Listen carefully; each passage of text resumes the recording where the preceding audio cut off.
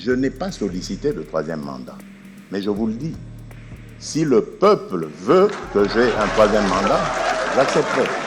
Derrière cette déclaration, rien n'est spontané. Depuis quelques mois, les alliés du président Félix Tshisekedi préparent l'opinion publique à l'idée de son maintien au pouvoir après 2028. Aujourd'hui, la constitution congolaise n'autorise pourtant que 2 mandats. En mars dernier, déjà, le ministre des Sports, Didier Boudimbo, plaidait en faveur d'une révision de la Constitution. Il faut changer la Constitution pour offrir un 3e mandat à Félix Tshisekedi. Puis, la RDC se qualifie pour la Coupe du Monde. Le même ministre surfe sur l'euphorie nationale et scande sur scène tout droit vers un 3e mandat. Et la foule s'empare du slogan. Mais ce n'est pas tout. Le travail législatif est en cours dans les couloirs du Parlement. Colloque de constitutionnalistes pro-pouvoir en février. Proposition de loi sur le référendum, jugée recevable le 30 avril.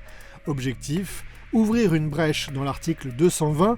L'idée a même fait son chemin au sein des Parlements debout dans les rues de Kinshasa.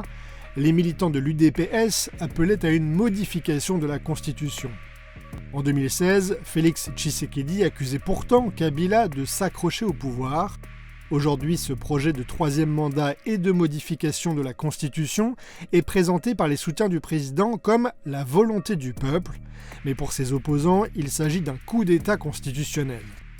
De son côté, Félix Tshisekedi affirme qu'il n'y aura aucun changement de constitution sans référendum et aucune élection si la guerre continue. Si on ne peut pas terminer cette guerre, malheureusement, on ne pourra pas organiser des élections en 2028, mais ce ne sera pas parce que j'ai refusé de les organiser. Les ressources sont là, on peut le faire. Mais on ne va pas les organiser sans les Nord et Sud Kivu quand même.